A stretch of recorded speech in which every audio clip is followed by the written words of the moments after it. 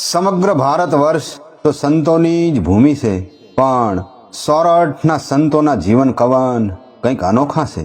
મેરું તો ડગે પણ જેના મન ના ડગે, મરને ભાંગી પડે રે બ્રહ્માંડ રે. આવું અડગ મન એ સર્જનહાર પાસે શા માટે માગે છે? રાજપાટ, ઐશ્વર્ય કે કીર્તિ માટે નહીં, મોક્ષ માટે પણ નહીં, પણ પ્રભુ સ્વરૂપ માનવ જાતની સેવા કરવાની એની તમન્ના ખૂટે જ નહીં. આજારીઓ, રક્તપિતિયાઓ, દીન દુખિયાની સેવા કરવાનો એનો તલસાટ મંદ પડે જ નહીં. ભૂખ્યા માણસના મોઢામાં બટકું રોટલો પહોંચાડવાની મહેચ્છા મંદ પડે જ નહીં. એ માટે મનને અડગ રાખવા એ બ્રહ્માંડના સ્વામીને રીઝવે છે. મનુષ્ય એ પ્રભુનું સ્વરૂપ છે.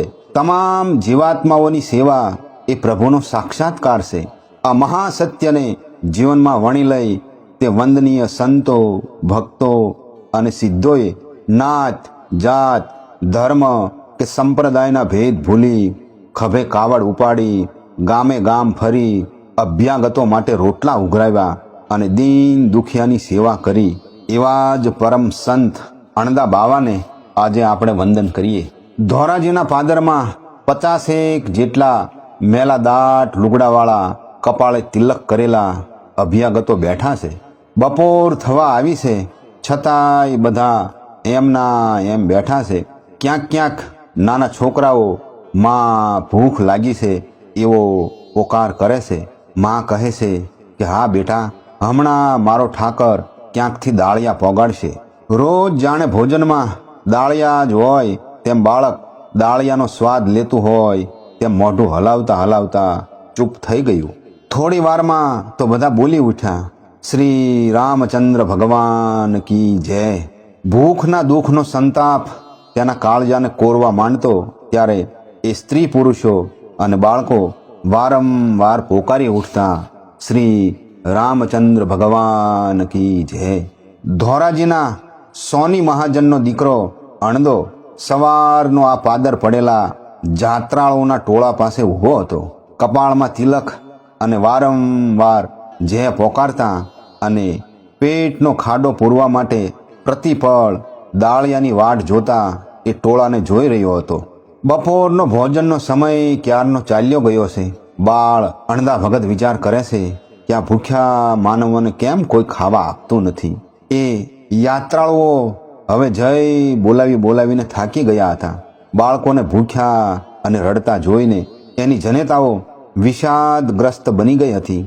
આમ વાટ જોતા જોતા લગભગ સાંજ પડવા આવી. ત્યાં તો થોડે દૂર સીતારામ સીતારામ બોલતા, માથે ભગવી કાન ટોપી, ડોકમાં મોટા પારાની તુલસીની માળા અને ખભે થેલો ઉપાડીને કોઈ પુરુષ ચાલ્યો આવે છે. એને જોતા જ એ જાત્રાળુઓનું ટોળું આનંદમાં આવી ગયું અને પોકારી ઉઠ્યા, શ્રી રામચંદ્ર ભગવાન કી જય. ટોળામાંથી કોઈ બોલ્યું, ઓ આવ્યા રામ શરણદાસ, જો ખભે દાળિયાનો થેલોય લાગે છે, લાવે જ ને ભા, લાવ્યા વગર રહે નહીં. એ નહોતા કહેતા કે શેઠ બહુ દયાળુ જીવ છે, માણસ દીઠ એક પવાલું દાળિયા તો આપશે જ. એલા છોકરાઓ સાબદા થાઓ, રામ શરણદાસ આવે છે. એક મોટેરા જાત્રાળુઓએ સાથ દીધો. બાળ અણદા ભગતને સમજાઈ ગયું કે યાત્રાળુઓમાંથી કોઈ રામ શરણદાસ નામનો સાધુ કોઈ શેઠિયો ધર્માદો કરવા માટે દાળિયા આપવાનો હશે, તે લેવા ગયા હશે. ત્યાં રામ શરણદાસ સાવ નજીક આવી ગયા. રામ શરણદાસે દાળિયાનો થેલો જમીન ઉપર મૂક્યો. કેમ મોડું થયું? કોઈ બોલ્યું. વખારમાંથી ચણા કાઢવાવાળા શેઠના માણસો કહે કે બપોરા કરીને પછી ચણા કાઢી અને ભૂંજી દઈએ. એટલે મેં કીધું કે કોઈ ફકર નહીં, મારા સાધુડા એક ટંક ભૂખ્યા સૂઈ રહેશે. આપણા હારું કોઈને કાંઈ ભૂખ્યા પેટે થોડું કામ કરાવાય. પછી હાકલ થઈને એક પછી એક સ્ત્રી, પુરુષ, બાળક બધા રામ શરણદાસ પાસે આવતા ગયા અને પવાલું ભરી ભરી દાળિયા સૌને ખોઈમાં આપતા ગયા. સૌ એ દાળિયા પ્રસન્નતાથી ખાધા. એ જોઈને બાળ અણદા ભગતના હૃદયમાં પણ એ પ્રસન્નતાનો પ્રવાહ વહેવા લાગ્યો. ઘેર આવતા જ પિતાજીનો ક્રોધ ભભીકી ઉઠ્યો. અત્યાર સુધી ક્યાં ગયો હતો? કાંઈ નહીં બાપુ, પાદરમાં જાત્રાળુ હતા તેને જોતો હતો. તો તારે શું બાવો થઈ જવું છે? અક્કલનો છાંટોય ના મળે. હોનીના આવડા છોકરા તો આખી દુકાનનો ભાર ઉપાડે અને આનો તો દુકાનમાં પગ પણ ટકતો નથી.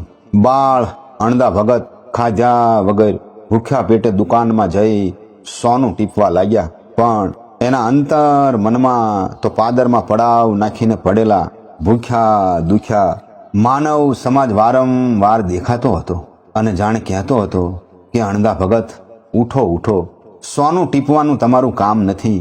તમે તો અમારા જેવા ભૂખ્યાઓના પેટનો ખાડો પુરાય તેવું કંઈક કરો બાપ, ઊભા થાવ. બીજી વારે ઘરમાં કજિયો થયો છે. બાળ અણદા ભગત કોઈને નવા નક્કોર લુગડા આપીને આવ્યા છે. બાળ અણદા ભગત કહે છે કે બાપુ, એ લુગડા તો મેં ધર્મશાળામાં 2 સાધુ લુગડા વગર ઉઘાડા પડ્યા હતા, એમને આપી દીધા.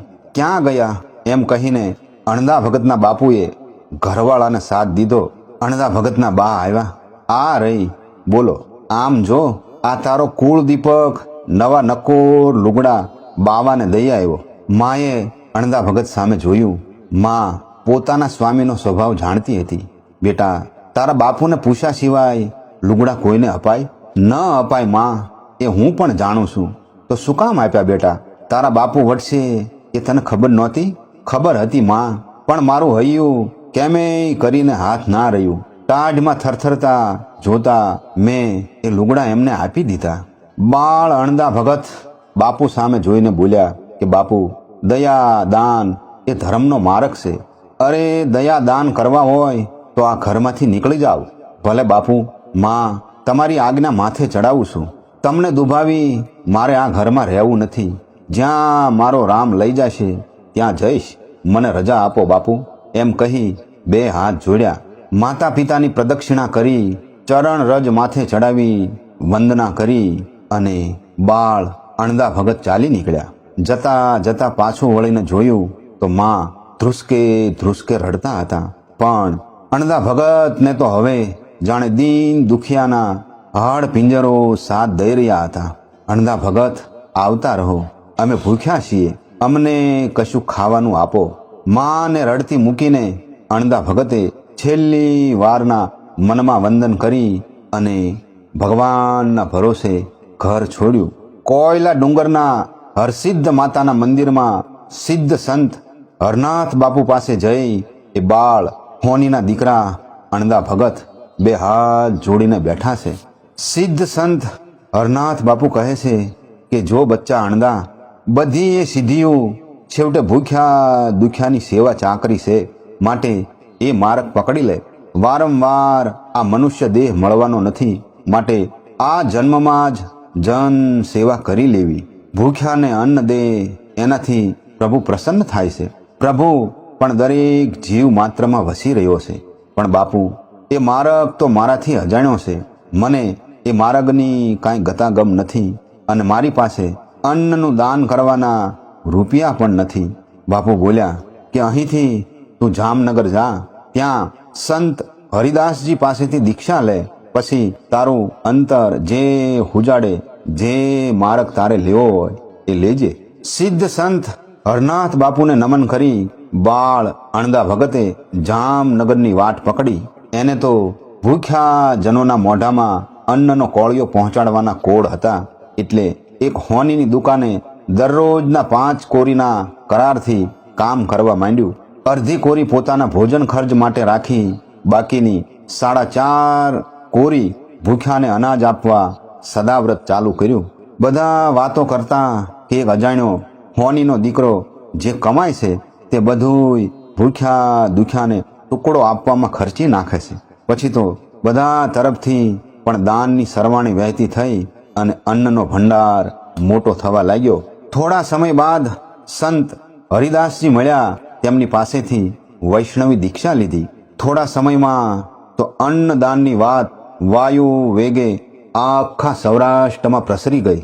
દરરોજની જેમ સંત અણદા બાવા નાગનાથના મંદિરે દર્શન કરવા જતા હતા. એવામાં રસ્તામાં એક કુષ્ઠ રોગથી પીડિત, દર્દથી પીડાતો પડ્યો છે અને સંત અણદા બાવાનું હૃદય કકળી ઉઠ્યું. તરત એ રોગી પાસે જઈને રોગીનું માથું પોતાના ખોળામાં લઈ લીધું.